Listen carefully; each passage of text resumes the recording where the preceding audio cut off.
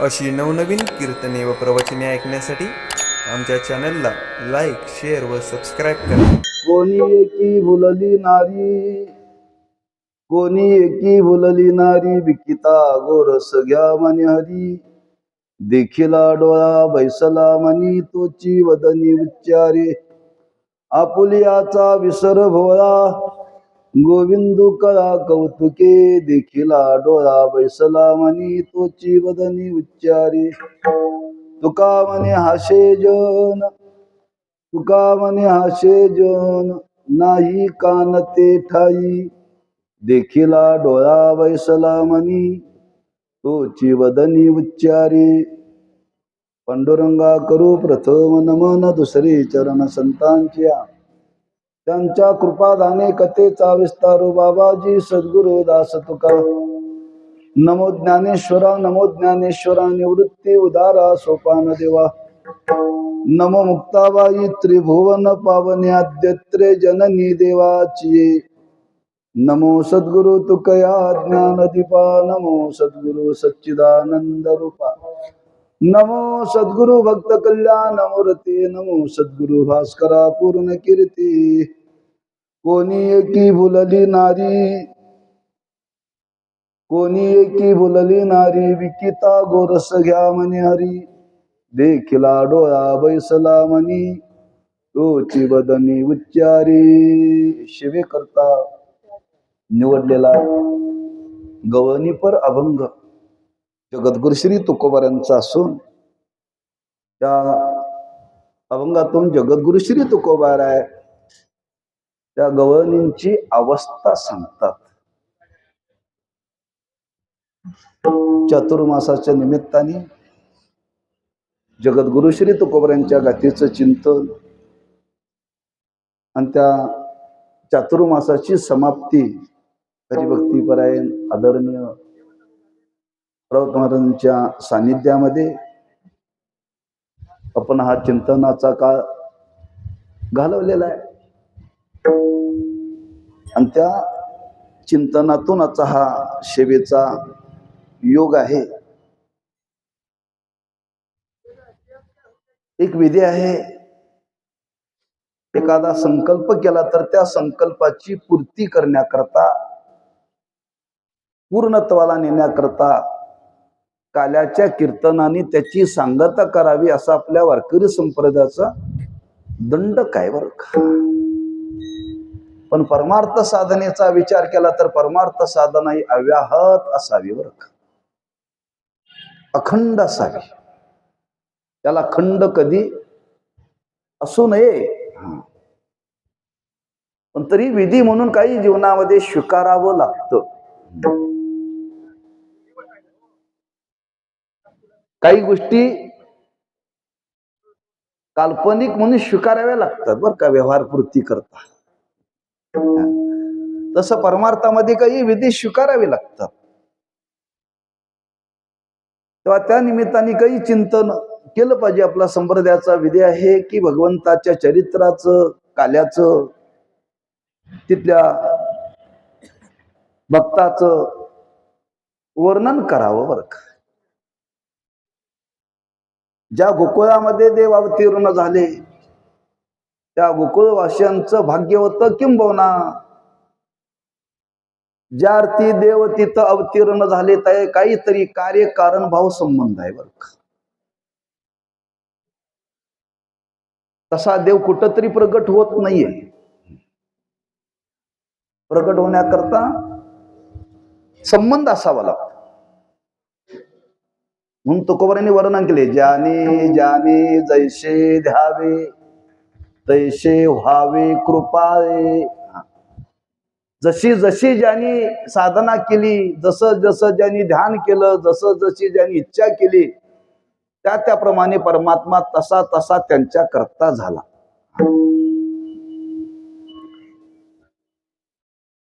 तेव्हा त्याचा पुराणामध्ये ओहापोह पुष्कळ आहे. वसुदेव देवकीची इच्छा होती की देव आमच्या पोटी पुत्र म्हणून यावा. जशी इच्छा होती त्यांच्या इच्छे करता आला. वसुदेव देवकीची इच्छा होती पुत्र रूपाने देव यावा. काहींची इच्छा होती देवाचं संगसुख घडावं. काहींची इच्छा होती भक्ती सुख भोगायला मिळावं. आणि सर्व जिथं एकत्र आले ते गोकुळ आहे बर. कुळ म्हणजे समूह, कुळ म्हणजे समूह आणि गो म्हणजे इंद्रिय. जिथं इंद्रियांचा समूह नांदतो त्याला म्हणतात गोकुळ. आणि अशा गोकुळामध्ये देव अवतीर्ण झाले. ज्यांच्या करता अवतीर्ण झाले त्या अधिकार संपन्न होत्या. परमार्थातला पहिला अधिकार जर काय असेल तर भाव. नुसता भाव असून चालत नाही, तो शुद्ध भाव असावा लागतो. आणि शुद्ध भावाचा आणि परमार्थ साधनेचा जर योग मिलन झालं तर त्याच्यातून साक्षात्कार होतो बर. अशा त्या गवळणी त्या गोकुळामध्ये नांदत होत्या. ज्या गोकुळामध्ये त्या गवळणी नांदत होत्या त्या गवळणीचं निरीक्षण जगद्गुरु श्री तुकोबारांनी केलं बर. निरीक्षण करता करता तुकोबारांच्या लक्षात आलं की ह्या गवळणी सामान्य नाहीत.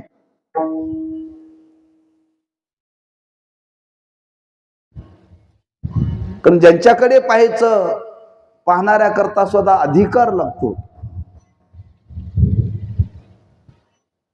जसा अधिकार त्या अधिकाराप्रमाणे दर्शन घडतं बर का. आता तुकोबाराय हे संतच आहेत आणि परमार्थामध्ये वर्णन केले की परमार्थामध्ये साधना करत असताना कोण कोणत्या अवस्थेला आलेला आहे हे कोण ओळखणार. जो अवस्थेला प्राप्त झालेला आहे तोच ओळखणार बर. जो अवस्थेला प्राप्त झालेला नाही तो पुढच्याची अवस्था सांगू शकत नाही. हे परमार्थाचं विशेषत्व आहे. म्हणून संत महात्म्यांनी त्या गवळणींची अवस्था जाणली. कोणत्या अवस्थेमध्ये त्या गवळणी राहत होत्या. गुरुवारी साखरे महाराज सांगत असतात परमार्थामध्ये व्यवस्थेपेक्षा अवस्थेला फार महत्व आहे. व्यवस्थेपेक्षा अवस्थेला फार महत्व आहे. अलीकडे अवस्थेला महत्व राहिलं आणि व्यवस्थेलाच महत्व राहिले बरं. परमार्थामध्ये अलीकडे अवस्थेला महत्व राहिले आणि व्यवस्थेलाच महत्व आलेलं आहे. तशी परिस्थिती निर्माण झालेली का अवस्था संपन्न माणसंच राहिली नाहीत परमार्थात. व्यवस्थेवरती जोर देणारेच आज महाराज लोक सुद्धा वाढले बरं. पण संत जीवन आहे आणि त्या संतांनी त्या गवळणींची अवस्था जाणली आणि अवस्था जाणल्यानंतर त्यांना वाटलं खरंच या गवळणी सामान्य नाहीयेत, भाव संपन्न आहेत. आणि त्या भाव संपन्नतेचा परिणाम त्यांच्या अंतकरणावरती झालेला आहे. अंतकरणावरती झालेला आहे. किंबहुनाही कोणताही परिणाम अंतकरणावरतीच होतो. अंतकरणावरतीच होतो. कोणताही व्यवहारातला परिणाम अंतकरणावरती होतो.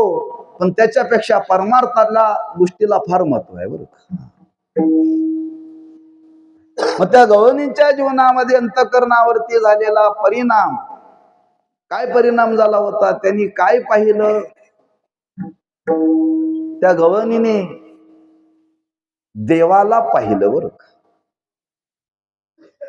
देवाला पाहिलं का देव पाहिला. देव पाहिला.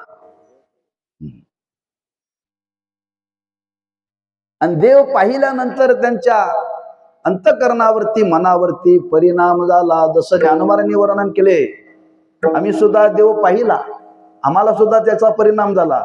देखिला देखिला माये देवांचा देव.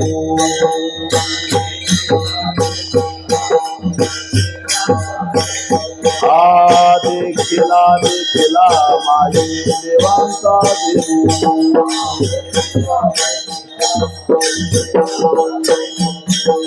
विठला संदेह माले तुझे पण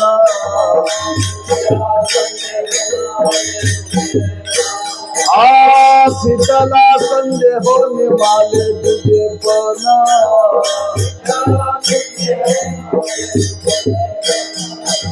देखिला देखिला माये देवांचा देव देखिला देखिला माये देवांचा देव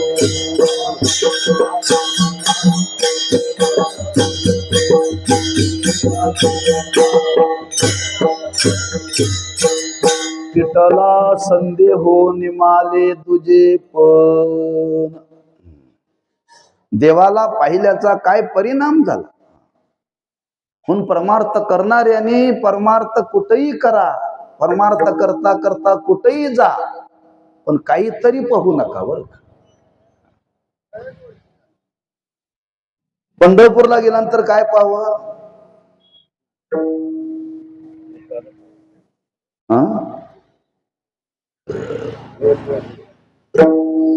आता संबंध आहे डोळ्याचा संबंध पदार्थाशी दृश्य पदार्थाशी आला की तिकडं ती वृत्ती जातेच हो सामान्य रूपाने जातेच सामान्य रूपाने गेली तर काय फरक पडत नाही पण विशेष रूपाने गेली की फरक पडतो बरं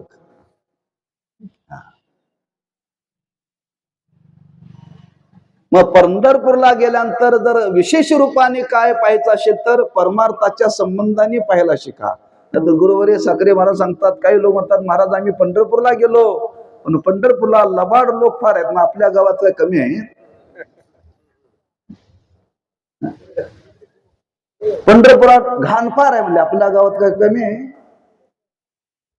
ते पाहण्याकरता जायचंच नाही हा जसा पाहण्याचा विधी आहे त्या दृष्टीने त्या गवळणीने देवाला पाहिलं बरं आणि देवाला पाहिलं आणि पाहिल्यानंतर त्या गवळणींच्या मनावर त्या परिणाम झाला करा अंतःकरणाची अवस्था फार महत्वाची वर्णन केले परमार्थ करण्याकरता शास्त्रीय शुद्ध अंतःकरण पाहिजे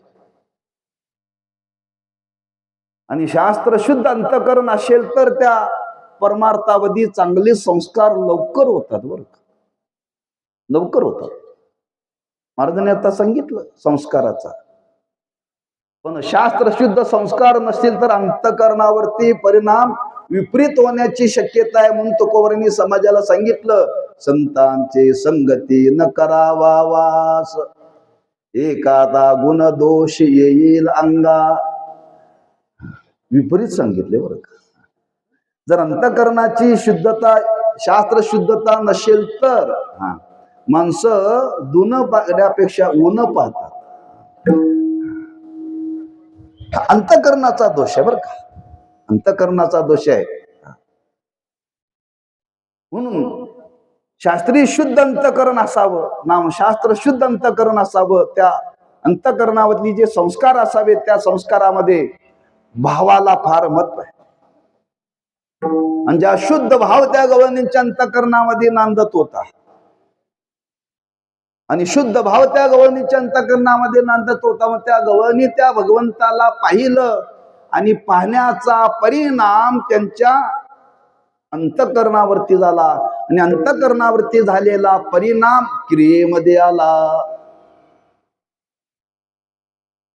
म्हणून माऊलीने वर्णन केले आवडी ते वृत्ती किरटी आधी मनोनीची उटी मग देवाच्या दिटी कराशी मनेशी नाही ते वाचेशी उमटेल काही कोणती गोष्ट पहिल्यांदा मनात येते आणि ती गवळणींच्या मनामध्ये आली काय केलं त्यांनी देखिला डोळा बैसला मनी देखिला डोळा बैसला मनी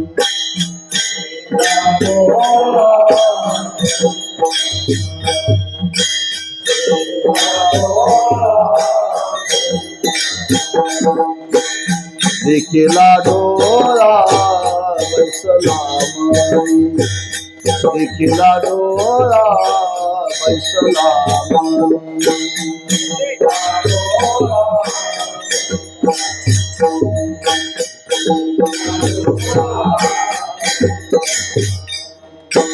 तोची वदनी उच्चारी, तोची वदनी उच्चारी, देखिला डोळा बैसला मनी, देखिला डोळा बैसला मनी.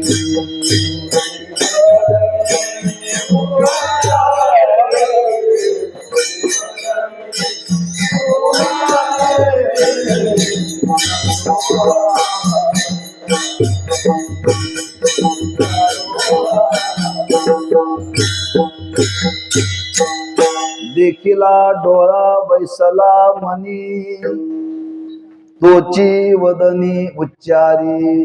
डोळा देखिला, पण कोणाला देखिला उल्लेख केलेला नाही बरं, परिणामाचं वर्णन केलंय. आता परिणामाचं वर्णन केलंय, काय डोळ्याने पाहिलं, याची संगती लावण्याकरता कुठलं प्रमाण वापरलं जातं? अनुमान प्रमाण. बरोबर आहे ना? ज्यार्थी असा परिणाम त्या गवळणींच्या जीवनामध्ये झालेला, त्यांनी काय पाहिलं असलं पाहिजे? देवालाच पाहिलं असलं पाहिजे. त्याशिवाय असा परिणाम जीवनामध्ये होऊ शकत नाही. देखिला डोळा बैसला मनी. जर अंतःकरणाची भावसंपन्नता असेल तर त्याच्या पाहण्यातून फार मोठा परिणाम जीवनामध्ये होतो बरं का. देवालाच पाहायचं आहे, पण भाव नसेल तर, भाव नसताना देवाला पाहिलं तर मनावरती जो परिणाम व्हायला पाहिजे तो होत नाही. लक्षात ठेवा. तुम्ही म्हणाल कशावरून एवढे लोक पंढरपूरला जातात? जैसे थे. काय बदल आहे लोकात? वारीला जाऊन आल्यानंतर, माणसात आल्यानंतर तरी बदल व्हायला पाहिजे की नाही? जाण्याच्या आधीचा बदल आणि येण्याच्या आधीचा बदल. जेवणाच्या आधीची अवस्था आणि जेवणानंतरची अवस्था फरक आहे का नाही? झोपेच्या आधीची अवस्था, झोपेच्या नंतरची अवस्था फरक आहे का नाही? हा. मासा आज वारकऱ्यात आहे का? एवढ्या 88 माणसं पंढरपूरला जातात. कशा करता जातात? देव पाहण्याकरता जातात का टाइम घालवण्याकरता जातात? मग जातात, आल्यानंतर काय परिणाम?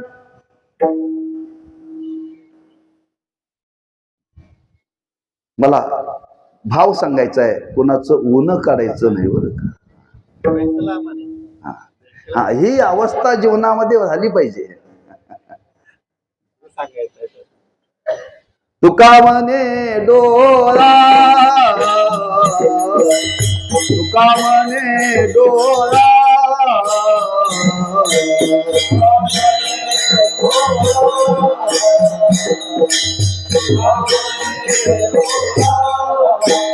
विठू बैसला सावळा, विठू बैसला सावळा,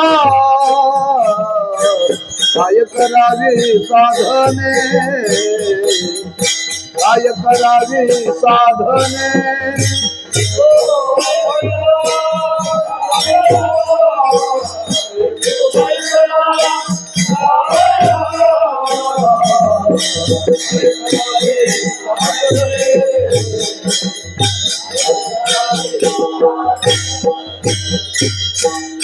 तुका म्हणे डोळा विठू बैसला सावा. जे वारकऱ्याची अवस्था तुकोबरून सांगितली तीच अवस्था तुकोबारे गवळणींची सांगतात. दोन्हीचा समन्वय साधून घ्या कीर्तन झाल्यावर. हा भाव संपन्नता अंतःकरणाची अशेंना हे जीवनामध्ये घडतच, हे जीवनामध्ये घडतच. आणि हे गवळणींच्या जीवनामध्ये घडलं का?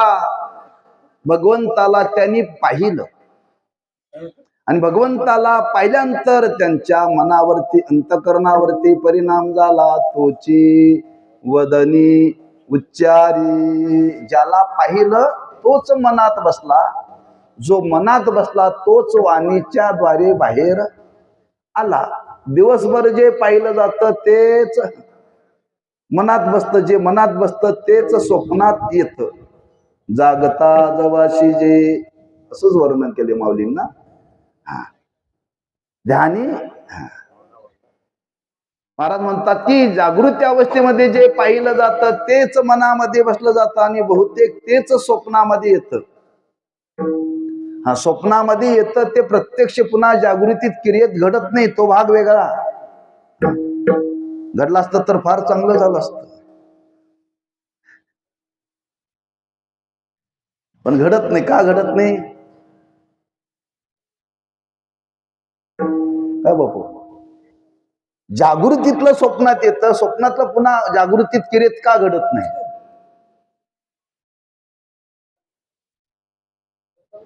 अगदी बरोबर आहे. सत्ता बदलली हो. सत्ता बदलल्यानंतर काय होईल सांगता येत नाही बरं का.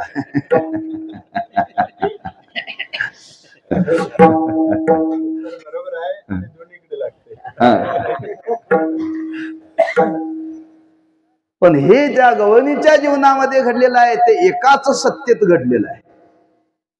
एकाच सत्तेत घडलेलं आहे. जागृतीमध्येच घडलं आणि जागृतीमध्येच क्रिया आहे बरं का. जागृतीमध्येच देवाला पाहिलं आणि जागृतीमध्ये तिच्या मनामध्ये झालेला बदल आहे. तोची वदनी उच्चारी, की भगवंताला पाहिल्यानंतर तिच्या अंतःकरणावरती मनावरती एवढा परिणाम झाला. महाराज म्हणतात आता दुसरा विषय तिच्या जीवनामध्ये राहिला नाही बरं का. शब्द वापर आहे बैसला मनी. बैसला मनी. गुरुवर्य साखरे महाराज सांगत असतात की शेण आहे, शेण. रस्त्याने जनावर जाताना जर ते शेण जर पडलं तर ते पडल्या पडल्या ते मातीला लागतं. येताना माती घेऊनच वर येतं शेण बरं का. माती घेऊनच येतं. ते कधी निघतं? ते वाळल त्या वेळेला. वाळेल त्यावेळेला. ज्या वेळेला शेण त्या जमिनीवरती पडल्यानंतर ते येताना त्या मातीला खड्याना घेऊन येतं. हे जसं शेणाच्या बाबतीत वर्णन केलंय तसं ज्याच्या अंतःकरणाची भावसंपन्नता आहे त्याच्या अंतःकरणाला त्यांनी जर देवाला पाहिलं तर त्याचं मन देवाला घेऊनच उठतं बरं. बैसला मनी. कुठपर्यंत? देह आहे तोपर्यंत. मग देह आहे तोपर्यंत, मग देह पडल्यानंतर आहेच, तोच आहे. म्हणजे त्या भगवत दर्शनाचा त्या गवळणीच्या मनावरती झालेला परिणाम आहे बरं का. असा परिणाम जीवनामध्ये झाला पाहिजे दर्शनातून. आणि असा परिणाम होण्याकरता तेवढी अंतःकरणाची आपली योग्यता पाहिजे. म्हणून अशा त्या गवळणी गोकुळामध्ये होत्या. तुकोबांना विचारलं महाराज नेमका एखाद्या गवळणीचं नाव सांगा. कुठल्या घरातली होती, कुठल्या जातीतली होती? तुकोबारे म्हणतात मला काय जात माहिती नाही आणि कुठल्या घरातलीही मला माहिती नाही. पण महाराज म्हणतात त्या गोकुळामध्ये ज्या अनेक गवळणी होत्या त्यापैकी एक कोणतरी आहे बरं. एक कोणतरी आहे. कुठली होती, रंगाने कशी होती, वयाने कशी होती, कशा कशाचा विचार मांडला नाही. कारण परमार्थामध्ये फक्त अवस्थेला धरून बोललं जातं, व्यक्तीला धरून बोललं जात नाही. व्यक्तीला धरून बोललं जात नाही बरं. तुकोबारे म्हणतात त्या अनेक गोकुळामध्ये अनेक गवळणी होत्या. त्या अनेक गवळणीपैकी कोणी एक होती बरं का. कोणी एक भुलली नारी. कोणी एक भुलली नारी.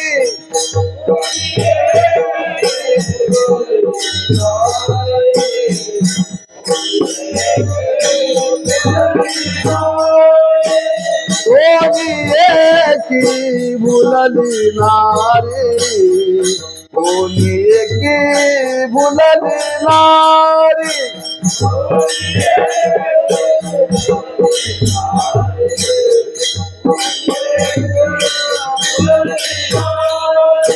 विकिता बोरच गमनहारी,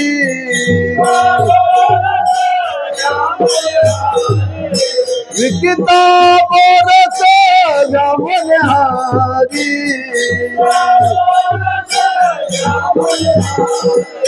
देखिला डोळा बैसला मनी, देखिला डोळा बैसला मनी, देखिला डोळा बैसला मनी, देखिला डोळा बैसला मनी.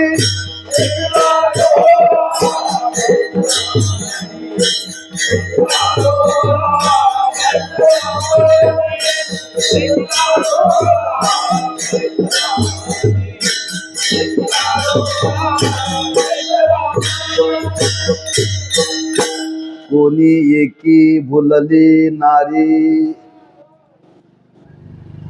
कोण एक नारी, त्या अनेक नारी गोकुळामध्ये होत्या, त्यापैकी कोण एक आम्हा तुम्हाला कळण्याकरता निर्देश केलाय बरं. फक्त एक शब्दाने केलाय, कोणी एकी भुलली नारी. कोण एक, सरळ सरळ त्याचा अर्थ आहे अनेक नारी, अनेक स्त्रिया, अनेक गवळणी त्या गोकुळामध्ये होत्या, त्यापैकी एक गवळणीची ही अवस्था आहे. अशा अनेक असतील बरं का, अशा अनेक असतील, पण एकीच वर्णन महाराजांनी केलेलं आहे. अशा अनेक गवळणी तिथे होत्या, अनेक गवळणी तिथे होत्या बरं का. पण महाराजांचे शब्द बघा, कोणी एकी भुलली नारी, विकिता गोर सगळ्या मनिहारी. ही अवस्था का प्राप्त झाली त्याचा विचार आपण करून वर आलोय बरं. देखिला डोळा बैसला मनी, तोची वदनी उच्चारी, कोणी एकी भुलली नारी. मनामध्ये देव बसल्यामुळं तिच्या जीवनामध्ये भूल पडली. भूल पडणं नाम विसर पडणं. कोणता विसर पडला?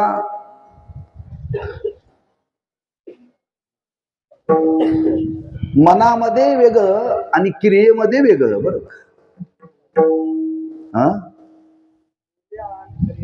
हा हो, ते तर आहेच हो.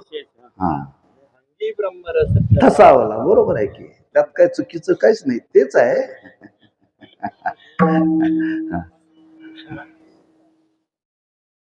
विषयी विसर पडला पण क्रिया घडत होती ना. हा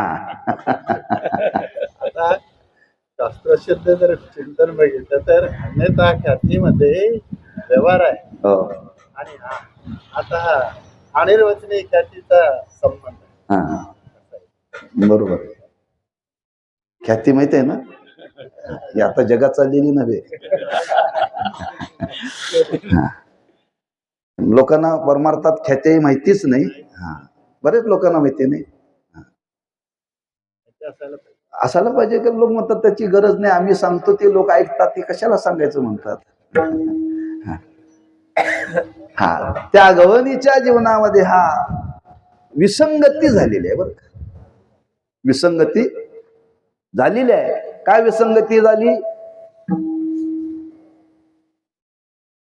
कोणी एकी भुलली नारी, विकिता गोर सगळ्या मने हरी. आता ह्या गवळणी त्या व्यवहार करण्याकरता प्रवृत्त झालेल्या आहे. म्हणून एक आपल्याला विचारामध्ये घेता येईल, परमार्थाची अवस्था प्राप्त झाली म्हणजे व्यवहार सोडा म्हणून सांगितलं नाही. व्यवहारामध्ये विसंगती झाली तर काय बिघडत नाही, पण व्यवहार सोडा म्हणून सांगितलेलं नाही.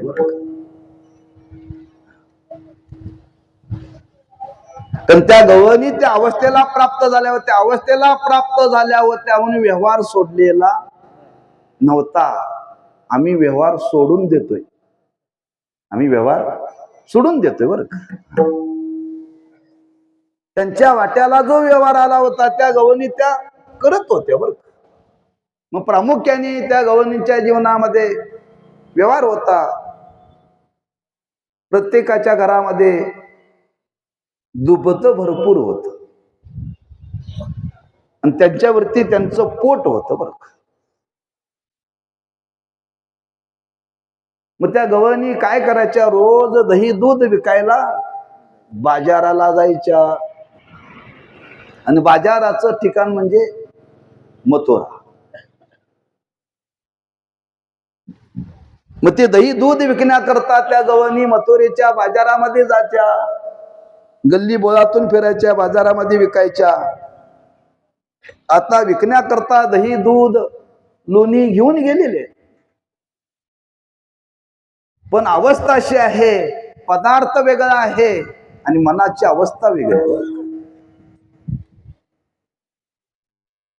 वास्तविक जो पदार्थ आपण घेऊन बाजारामध्ये गेलेला आहे त्या पदार्थाचा उल्लेख झाला पाहिजे, उल्लेख झाला पाहिजे. पण तसं न होता पदार्थ भिन्न आहे आणि बोलणं भिन्न आहे. दोन्ही मध्ये एक वाक्यता नाही आहे.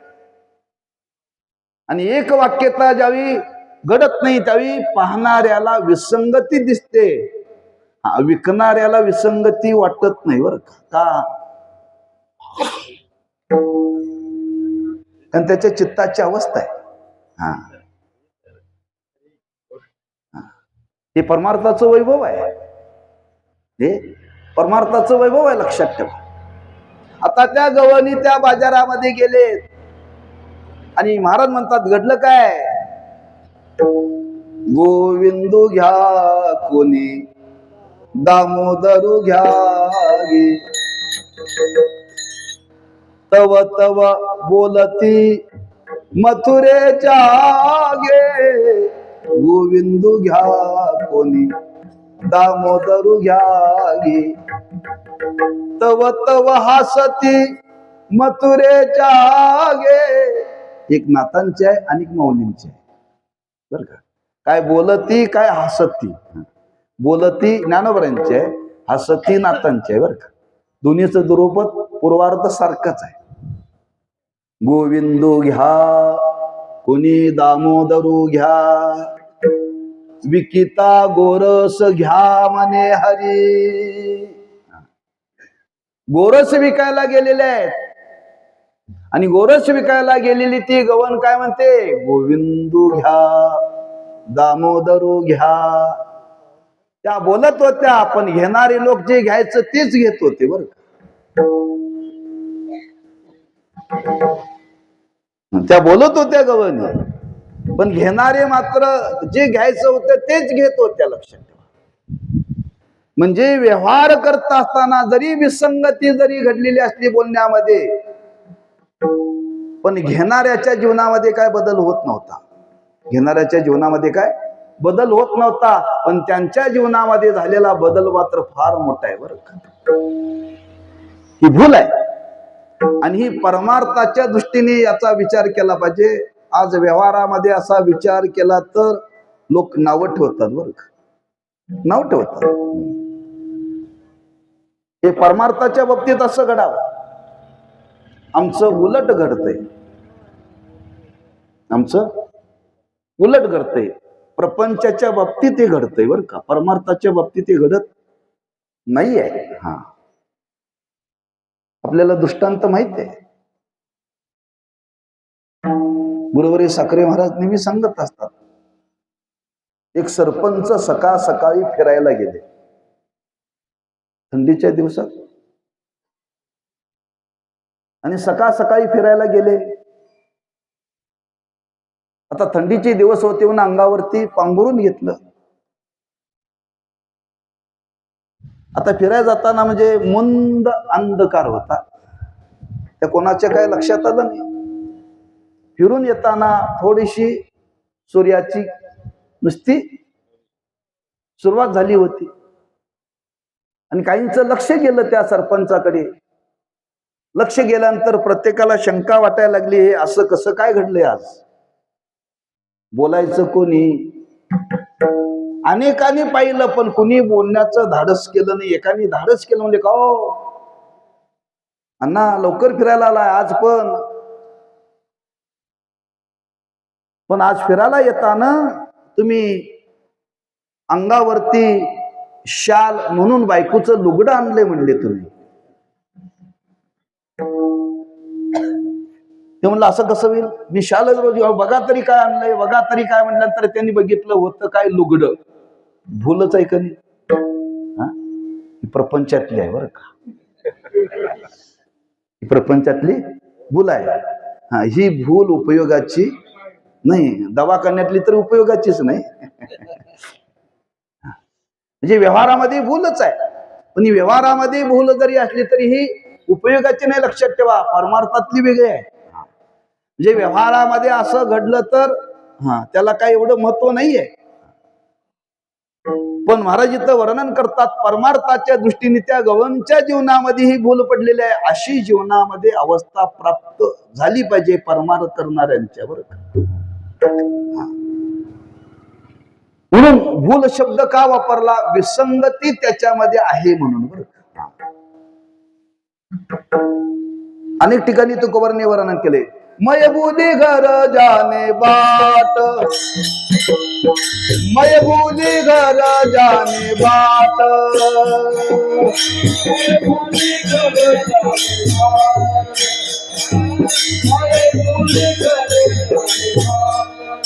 गोरस बेचन आए हाथ, गोरस बेचने आए हाथ, गोरस बेचन आए हाथ, खाणारे मन मोहल लाल,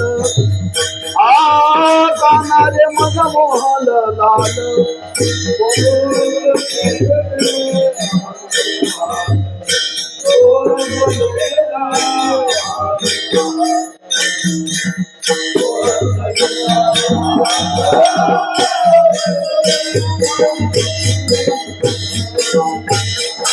कानारे मन मोहन लाल, मय भुली घर जाने बाट, कोणी एकी भुलली नारी. इथं तुकोबाराय अवस्था सांगतात, तिथं ती स्वतः गवळण सांगते. थोडाच फरक आहे बरं का. म्हणजे अशी भूल त्या गवळणीच्या जीवनामध्ये पडली. महाराज म्हणतात त्याला एकच कारण, देखिला डोळा बैसला मनी, तोची वदनी उच्चारी. तो परमात्मा त्या गवळणीच्या चित्तामध्ये आता घर करून बसलेला आहे, मनामध्ये बसलेला आहे. आणि मनामध्ये बसल्यावर महाराज म्हणतात अशी भूल निर्माण झाली की दही घ्या, दूध घ्या, लोणी घ्या म्हणण्याच्या ऐवजी त्या गवळणी म्हणायला लागल्या काय? गोविंदो घ्या, कोणी दामोदरो घ्या गे. महाराज म्हणतात त्यांच्या जीवनामध्ये व्यवहारामध्ये ही विसंगती घडली. एवढंच नाही, महाराज म्हणतात त्या अवस्थेचा परिणाम त्या गवळणीच्या जीवनामध्ये एवढा झाला. महाराज म्हणतात त्या स्वतःला विसरल्या. आपुलियाचा विसर भोळा, गोविंदो कळा कौतुके. शब्द वापरला, आपुलियाचा विसर भोळा, गोविंदो कळा कौतुके. स्वतःलाही स्वतःचा विसर जीवनामध्ये पडला. बरोबर होतंय असं? हो, हो व्हावं झालंय ना त्या गवळणींचं. त्या स्वतःच्या स्वतःला विसरल्या गवळणी. बर का, होतंय. जसं भक्तीच्या बाबतीत ते वर्णन केले. कुठं वर्णन केले? 9व्या अध्यायामध्ये हा विषय आलेला आहे. महाराज आहे एवढं देण्यात आलं नसलं तर असं पुष्कळ झालं, पण ते जात नाही ना. त्या 9व्या अध्यायामध्ये भगवंतानी हे वर्णन केले बर का. एखाद्या भक्ताने मला जर भाव संपन्नतेने निश्चिम भाव उल्लाशे मजार पावयाचे निमिषे फल एका आवडे तैसे बल तयाचे हो. मग परमात्म्यालाही फुल पडते. एखाद्या भक्ताने फुल दिलं, फुल दिल्याबरोबर देवाने ते नाकाकडे नेण्याच्या ऐवजी तोंडात घातलं बरं.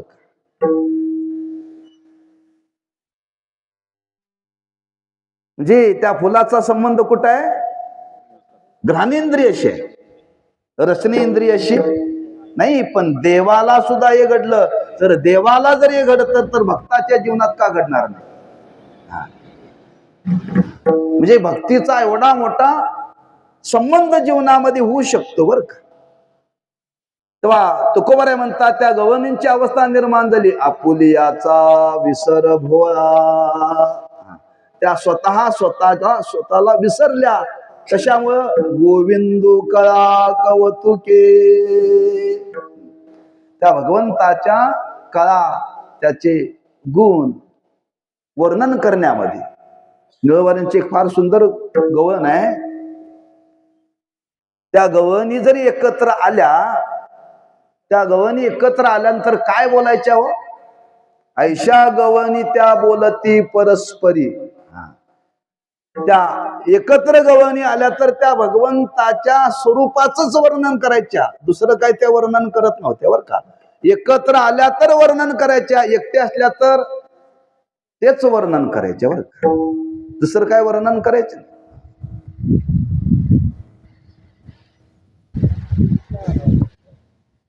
महाराजांना एक माणूस भेटला तरी तेवढंच सांगणार आहे, 10 माणसं भेटली तरी तेवढंच सांगणार. आमचं तसं नाही. आमचं माणसं बघून असतंय बरं का.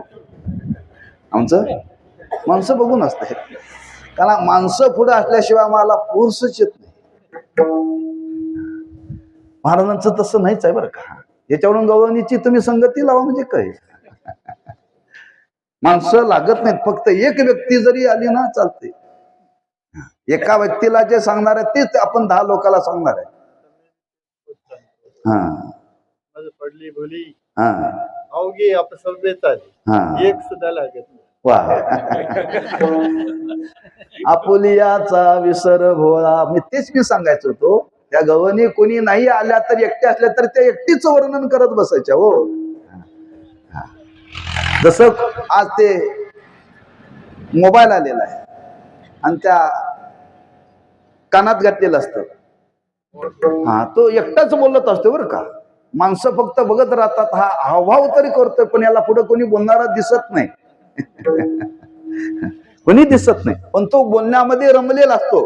त्याच्या पुढेही कोण नाही, मागेही कोण नाही, पण मनात आहे ना.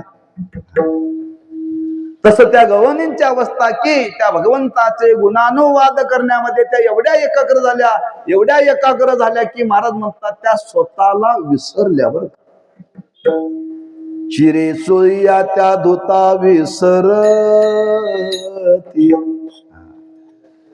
अहो त्या गवळणी यमुनेच्या तीरावरती गेल्यानंतर चिरे सोया, चिरे म्हणजे आताच्या महिलांना हे लक्ष द्यायचंच नाही. चिरे सोयी त्या अलीकडे पाश्चात्य संस्कृतीचं लोक अनुकरण करायला लागलेत. नको नको ते पोशाख वापरायला लागलेत बरं का.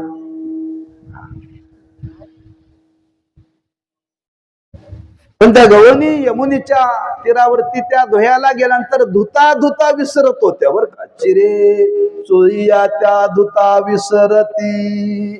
काय चित्ताची अवस्था असेल बघा. म्हणजे बाजारात गेल्या तरी विसरायच्या, नदीवरती गेल्या तरी विसरायच्या, घरात असल्या तरी विसरायच्या बरं का. म्हणजे एवढा परिणाम त्या गवळणींच्या जीवनावरती झाला होता. आणि एवढा परिणाम झालेला तुकोबाराय म्हणतात त्या गोकुळातल्या बहिर्मुख वृत्तीच्या लोकांनी पाहिलं. आणि बहिर्मुख वृत्तीच्या लोकांनी पाहिलं आणि पाहिल्यानंतर तुकोबाराय म्हणतात ते लोक हसायला लागले. ते लोक हसायला लागले. तुका म्हणे हाशे जन तुका म्हणे हाचे जन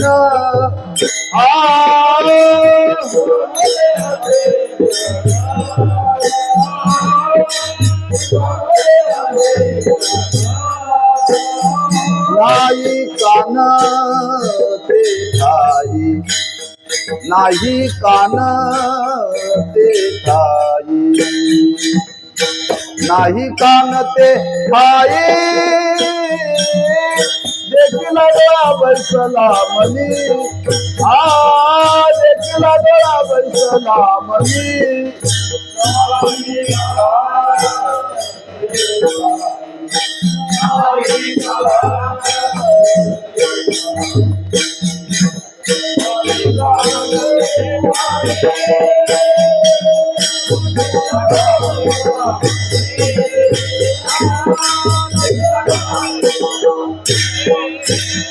तोची वदनी उच्चारी तोची वदनी उच्चारी तोची वदनी उच्चारी देखील डोळा बसला मनी देखील डोळा बसला मनी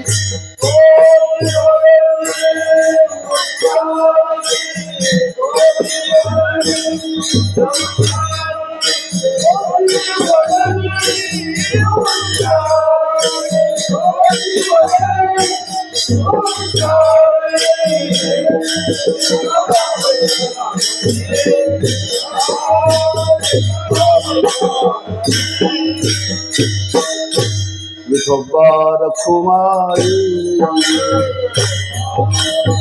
जय जय विठोबा रखुमाई जय जय विठोबा रखुमाई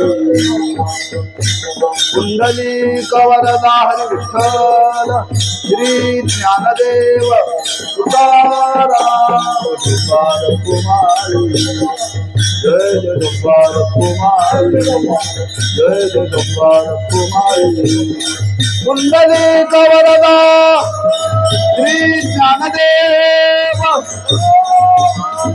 विठोबा रखुमाई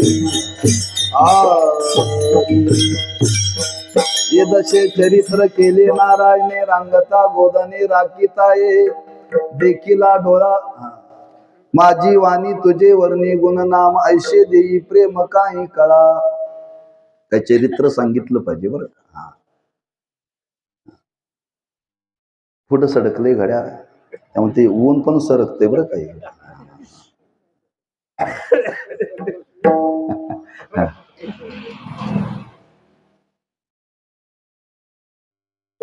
महाराज वर्णन करतात भगवंत गोकुळामध्ये अवतीर्ण झाल्यानंतर भगवंतांनी काही लीला केल्या काही बालपणात केलेल्या लीला म्हणजे गोकुळामध्ये केल्या रांगत असताना आणि गायी राखण्याच्या निमित्ताने ज्या लीला केल्या त्या वनामध्ये केल्या रांगता गोदने राखीता हे रांगत असताना आणि गायी राखत असताना स्थलाच्या संबंधाने भगवंतांनी केलेल्या त्या चोरीच्या लीला केल्या खोड्या ज्या केल्या भगवंतांनी त्या गोकुळामध्ये केल्या बरं पण वनामध्ये गेल्यानंतर देवानी खोड्या नाही केल्या बरं तिथलं चरित्र दिव्य आहे गोकुळात केलेल्या लीला सुद्धा दिव्यच आहेत पण गायी राखण्याच्या निमित्ताने केलेल्या सुद्धा आहेत त्यापेक्षा दिव्य आहेत बरं रांगत असताना भगवंतांनी केलेले लीला आहेत काय केल्या काही गोष्टी देवाला करणं भाग होत्या गुरुवारी महाराज सांगत असतात समाजाला काही गोष्टी कळत नाही काही गोष्टी कळण्याकरता काही चमत्कार करावे लागतात चमत्कार करावे लागतात भक्ता करता करावे लागत नाहीत बरं का त्याला केलं न केलं काय त्यांनी देवाला जाणलेलंच आहे त्यांनी देवाला जाणलेलंच आहे पण इतरा करता ते काय करावं लागलं किंबहुना देवादिकांना सुद्धा कळण्याकरता देवालाही काय करावं लागलं करून सुद्धा देवादिकांना हे काही कळ नाही ब्रह्मादिका न कळे खोळ ते हे अकळ धरियले महाराज म्हणतात नकये कानोबाचे कोडे, नवल केवडे केवडे. ही रांगत असताना भगवंतांनी केलेलं चरित्र आहे. देवाला रांगावं असं वाटलं. का रांगावं असं वाटलं?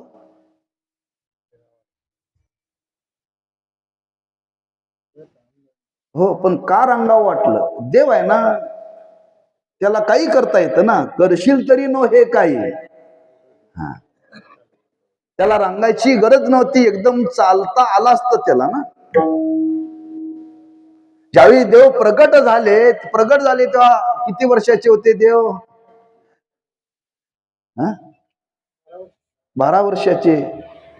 अशा रूपामध्ये देव प्रगट झाले. तेच रूप देव जर बाहेर घेऊन पडले असते तर काय फरक पडला असता का? काय फरक पडेल? अहो, शुकाचार्य 12 वर्षांनी बाहेर आले का नाही? 12 वर्षाच्या पोटात होते की नाही? 12 वर्षानंतर जे बाहेर आले ते पायच लागले. तसं जर देवानी केलं असतं तर जमलं नसतं का? पण काही देवानी काही ना आश्वासनं दिली होती. आश्वासनं दिलेली होती आणि देवानी विचार केला, ती आश्वासनं जर या अवतारामध्ये पूर्ण नाही झाली तर पुन्हा निवडणूक घ्यावी लागेल, पुन्हा अवताराला यावं लागेल. म्हणून देवाने विचार केला, ते आश्वासन पूर्ती करता देवाला ते बघावं लागलं. त्या विमला अर्जुनांच्या जीवनामध्ये शाप प्राप्त झाला होता त्यांना, आणि त्यांना आश्वासन दिलं होतं, द्वापार युगामध्ये देव अवतीर्ण होणार आहे आणि त्यांच्या रांगत असताना त्याच्या स्पर्शाने तुमचा उद्धार होईल, उद्धार होईल. आणि त्यांचा उद्धार करण्याकरता देवाला रांगावं लागलं. दुसरं कारण सांगितलं जातं रांगण्याचं कारण काय? गुरुवरी महाराज सांगत असतात, देव रांगायला लागले आणि रांगत असताना रांगणाऱ्या मुलाचे हात जमिनीवरती पडतात. कसे पडतात? तो त्या हाताचा आवाज येतो, हाताचा आवाज येतो बरं का. हा, सप सप असा आवाज येतो. ज्यावेळी पृथ्वी माता देवाकडे गारानं घेऊन गेली होती, की देवा फार अधर्माचं ओझं झालेलं आहे, मला याच्यातून सोडव. ती पृथ्वी माता गायीचं रूप घेऊन आली होती. देवाने विचार केला, जी पहिलं गारानं घेऊन आलं ती तिला सांगितलं पाहिजे, तुझं कार्य करण्याकरता मी आलोय. म्हणून पृथ्वी मातेला थापटून सांगत होतो, हे माते मी आलोय, घाबरू नकोस. त्या जमिनीवरती हात थापटून पाठीवरती एखादा मनुष्य पुढा असेल आणि त्याला जर मी आलोय सांगायचं असेल तर, आता मोबाईल आले तो मिस कॉल दिला जातो. पूर्वी आलोय सांगण्याकरता पाठीवरती थाप मारायची बरं. तेव्हा भगवंत पृथ्वीच्या पाठीवरती हात थापटून सांगत होते, मी आलोय. हे रांगल्याशिवाय कळणार कसं? रांगत असताना भगवंतानी चरित्र केलं आणि अभय देण्याकरताच त्यातला भाव सांगितला पाहिजे ना. हो हो, सांगावं तेवढं कमीच आहे. त्यांना जे फावलं त्यांनी ते सांगितलं. हो, राहत नाही ना. अनेक भाव त्याच्यातून. आणि देव त्या गोकुळामध्ये रांगता रांगता देवाला पायाले. पायालांतर देवानी सुरुवात केली प्रत्येकाच्या घरामध्ये प्रवेश. कोणाला विचारायचं नाही, देवच ना, देवाला कोण विचारणार? आणि तो जगाचा मालक. प्रत्येकाच्या घरामध्ये जावं, दही दूध खावं, खावं ते खावं, मुकाट्यानी गप येऊ नये, काहीतरी खोड्या करून यावं, कोणाच्या तरी तोंडाला लावावं, इकडं तिकडं सांडावं. अशा खोड्या करता करता गवळणीने विचार केला, आमच्या घरामध्ये आला ते आला, बिचारा गप गेला नाही. हो, आमच्यात भांडण लावून गेला. एका गवळणीच्या तोंडाला ते लोणी लावलेलं सासूने पाहिलं. ते गवळण आहे. एकदा गवळण एक घुसण घसायला बसली होती आणि लोणीची ना बरं का. सासूबाई बराच वेळ झालं घुसत ते लोणी येत नाही. हा, बघितले तुम्ही आलेलं लोणी वरच्यावर खाताना आलं नाही म्हणता काय? एकदा तुमच्या तोंडाला मी पाहिलंय जे देवाने या केलेल्या खोड्या आहेत बरं का.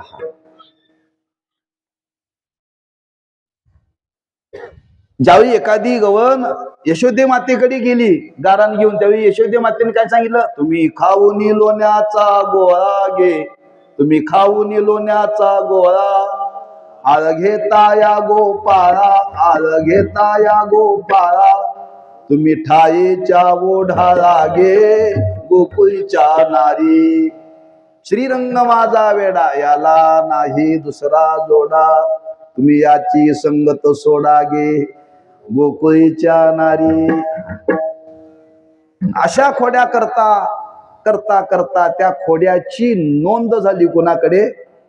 यशोदे मातेकडे रजिस्टर भरलं. पण खोड्या काय संपेनात. बरं नुसतं ते नोंद करून संपलं यात नवल नाही. त्या गवळणीने विचार केला, एवढ्या नोंदी केल्या पण एकीचीही दखल घेतली नाही हो. एखादरी खोडीची दखल घेतली असती तर आम्ही थांबलो असतो, पण कोणीच तिची दखल घेणार. मग शेवटी गवळणीने ठरवलं काही नाही, आता संघटना करून जायचं. आणि सर्व गवळणी एकत्र आल्या, संघटना केल्या आणि गेल्या. म्हणजे यशोदे तुझ्या मुलांनी एवढ्या खोड्या केल्या, तेव्हा आम्ही ठरवलंय आता गोकुळ सोडून जायचं. आम्ही आता गोकुळामध्ये राहणार नाही. कुठं जायचं? आम्ही जायचं एवढं ठरवलंय, पण आमचं वाक्य ऐकून घे. आम्ही राहावं असं वाटत असेल तर एक मुलाला तरी गावाच्या बाहेर पाठव, आणि तुझा मुलगा तुला हवा असं वाटत असेल तर आम्ही गाव सोडून जातो. निर्णय घे बरं का. ती यशोदा माता होती आणि यशोदे मातेने विचार केला, आपण मुलाचा त्याग केलेला बरा, मुलाचा त्याग केलेला बरा. कधी कधी गावाचं चांगलं होत असेल तर मुलाचा त्याग करावा बरं का. शास्त्र आहे, शास्त्र आहे. हा, तेव्हा भगवंताला सांगितलं, का येऊने का करीतोशी चोरी, किती सांगू तू नाही कशारी, परे परता तू पवनी जाशी दुरी, अनावर या लौकिका बाहेरी. ओ कृष्णा काय कमी आपल्याकडे? कशा करता चोऱ्या करतो? सांगूनही देव ऐकनात. म्हणून यशोदे मातेने विचार केला, आता तू राहूच नको गावात, तू आता जा. आणि भगवंताला पाठवलं. देव निघाले. कुठं निघाले? गाई गोपाळ यमुनेच्या तटी, येते पाणी या मिळवणी जगजेटी, चिंडू चौगुना खेळती वाळवंटी, चला चला म्हणती पाहू दृष्टी हो. तेव्हा गायी राखण्याच्या निमित्ताने देव वनामध्ये आले. वनामध्ये आल्यानंतर देवानी गायी बरोबर येताना शिदोरी बरोबर गायी वनामध्ये चरायला सोडलेल्या आहेत. त्या फावलेल्या वेळेमध्ये गोपाळांना एकत्र केलेला आहे आणि खेळ मांडलेला आहे. का मांडला? खेळामध्ये आनंद आहे, खेळामध्ये आनंद आहे आणि खेळामध्ये श्रेष्ठ कनिष्ठ भाव नाही आहे. हा, आणि अशा सर्व गोपाळांना एकत्र करून देवाने खेळ मांडलेला आहे. त्याच्यातून भगवंतांनी विणू वाजवलेला आहे. विणू वाजवावा खेळ खेळावा, विणू वाजवावा खेळ करावा. करता करता एका गोपाळाने, देवा भूक लागल्या म्हणले, आपलं काय खेळामध्ये लक्ष लागे ना. मग देवा आता खेळ थांबवा, खांदी भार पोटी भूक, काय खेळायाचे सुख. भगवंताने सांगितलं हरकत नाही, प्रत्येकाने आपापल्या शिदोऱ्या आणा. आणि सर्वांच्या शिदोऱ्या देवाने एकत्र केला आणि एकत्र करून देवाने काला मांडेला हो, काला मांडेला हो, काला मांडेला हो, काला मांडेला हो.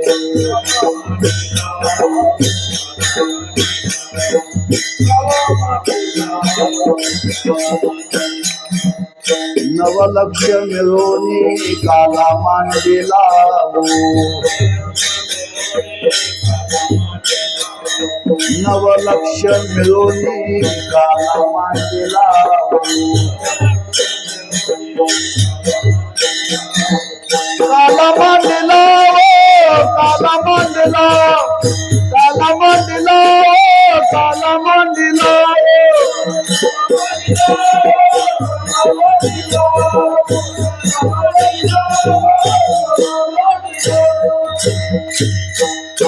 महाराज वर्णन करतात 9 लक्ष गोपाळ 9 लक्ष गायी होत्या. काय दृश्य असेल हो.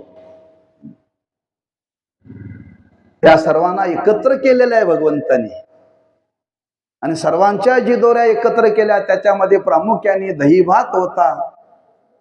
देवाने तो कालवलेला आहे. तो कालवला म्हणून त्याला काला म्हटलं. सर्वांच्या एकत्र केल्या म्हणून त्याला काला म्हटलं. आणि तो सर्वांना प्रसाद म्हणून वाटण्याकरता देव प्रवृत्त झालेत. पण देवाने एक विशिष्ट रूपामध्ये ती पंगत बसवली. श्रीमद भागवतामध्ये त्याचं वर्णन आहे कमलाकार. हा कमलाचं फुल उमललेलं बरं का. पहा दृश्य पाण्यासारखं असतं. आणि त्या कमलाकार भगवंतानी ते गोपाळांना बसवलेला आहे. आणि सर्वांच्या शिदोऱ्या एकत्र करून तो केलेला काला देव वाटण्याकरता प्रवृत्त झालेले आहेत. आणि तो सर्वांना वाढतायत. भानुदास गीती गात प्रसाद देतो पंढरीनाथ.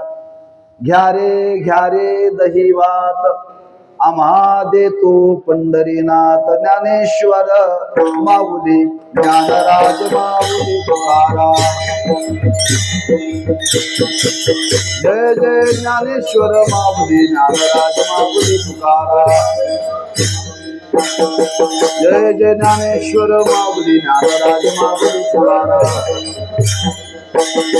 जय जय ज्ञानेश्वर माऊली ज्ञानराज माऊली तुकाराम. जय जय ज्ञानेश्वर माऊली ज्ञानराज माऊली तुकाराम.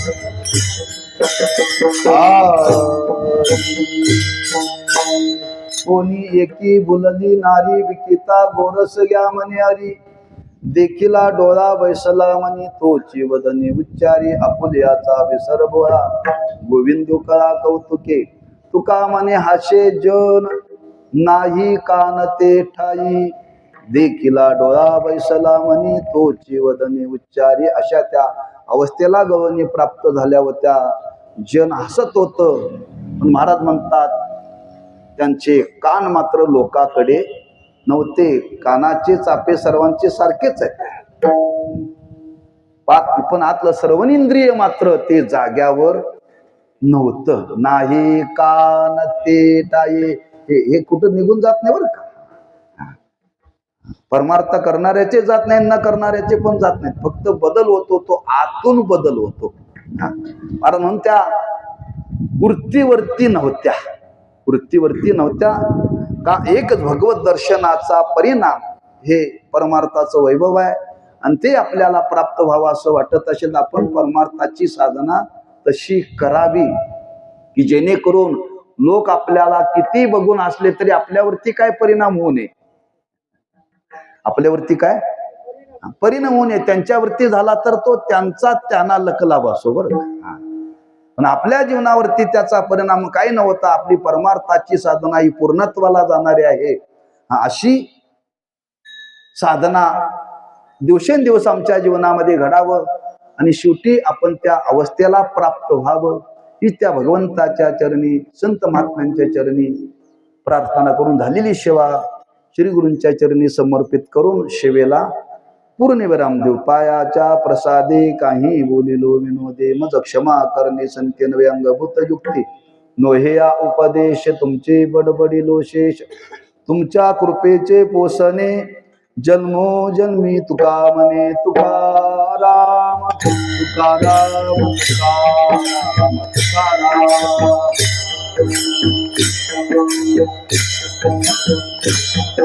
तुकाराम तुकाराम तुकाराम.